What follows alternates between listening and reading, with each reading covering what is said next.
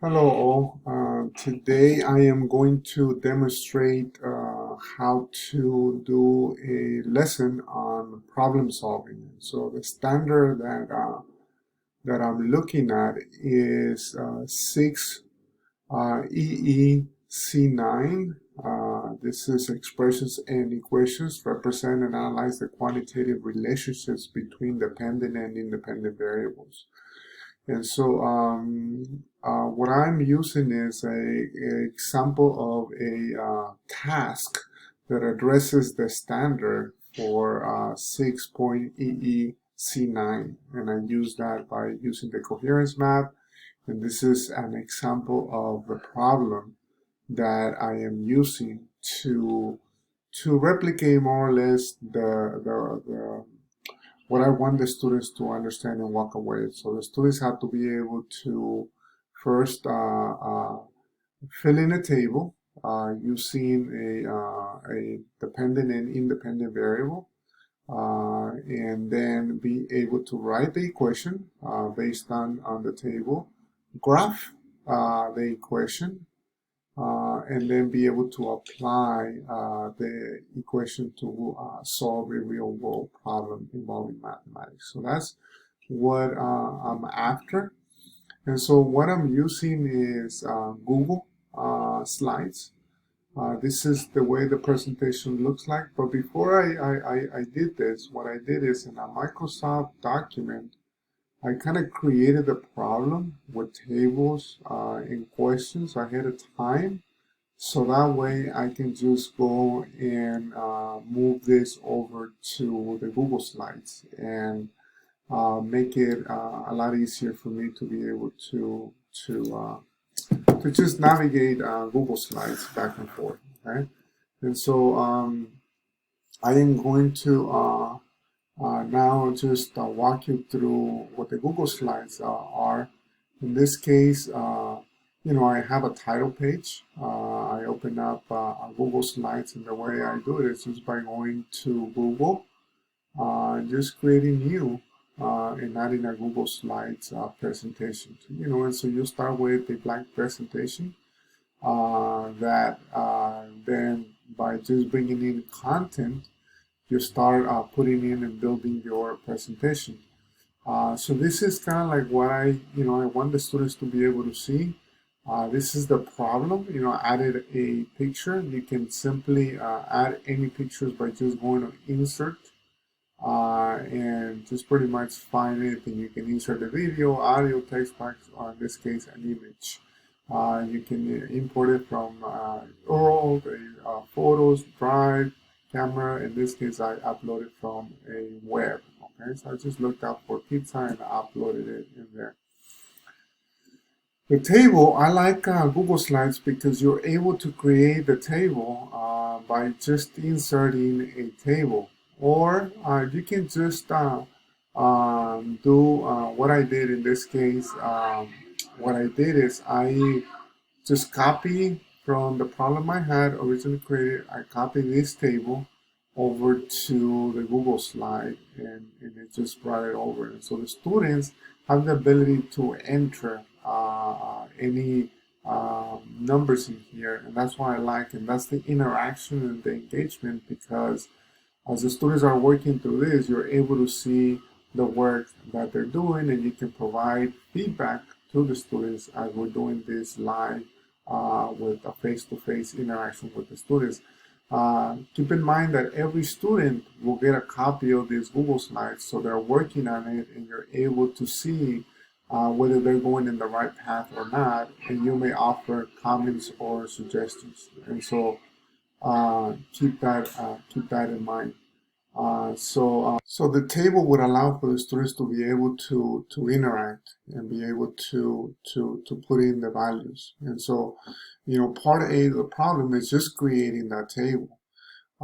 Then the next slide is the students will be able to then write an equation here based on the amount of money that is collected for the number of pizzas that are sold.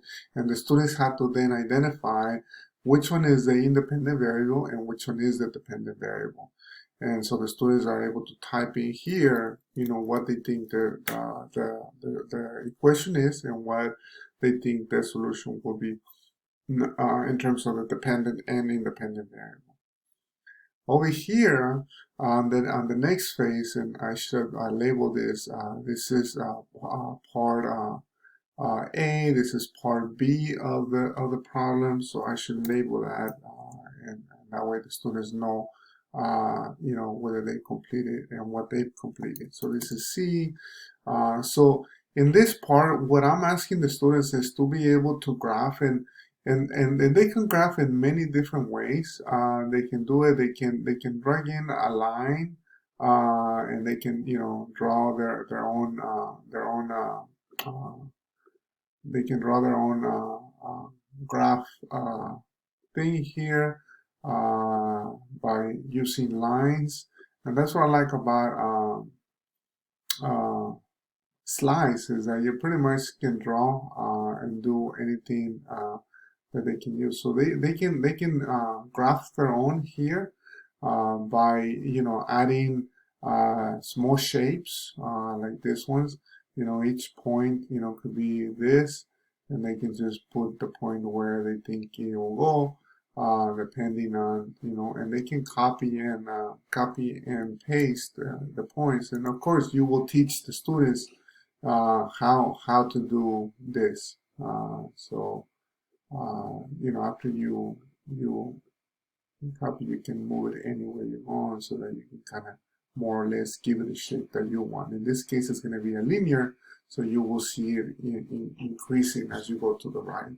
And then at the end, you know, you can ask them to just draw a line through it, just to make sure that it stays, in this case, linear. Let me see the line. So they can kind of just cross and go through the points that they draw.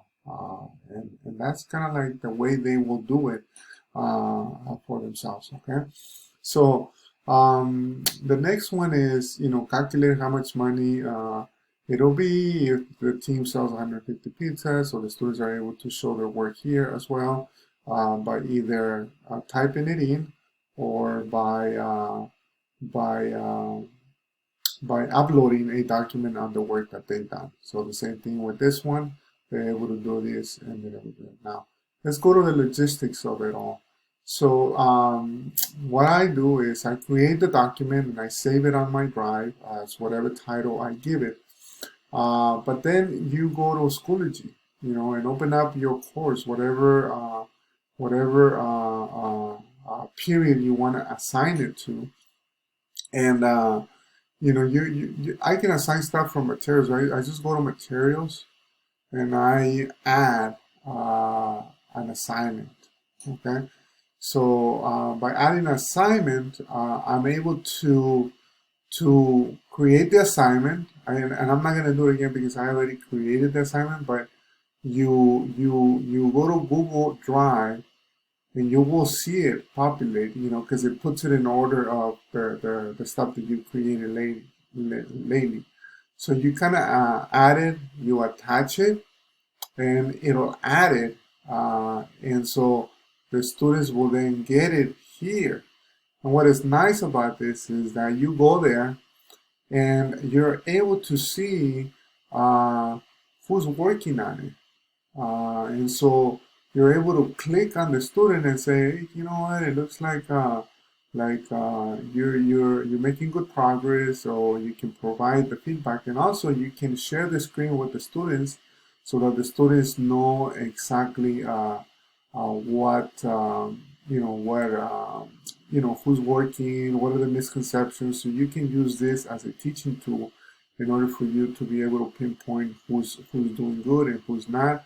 And then, you know, you're able to check the submissions and to see who completed it, who didn't do it, but you are able to, this is what I like about this, is you're able to look and see what the students are working on by clicking on their name, and the document they're working on will appear here because everybody will get a copy of the assignment. Now, in terms of grading, though, you do have to do their own grading by giving the assignment points. But it's, you know, it's part of the problem solving. Sometimes it's not that easy to grade, so you do have to look and see what the students are working on in order for you to give it a grade. And so that's in a shell, that's what I created, and I make sure that I've incorporated a lot of the components. So, I have a problem solving equations with dependent and independent variables. I have identified the standard.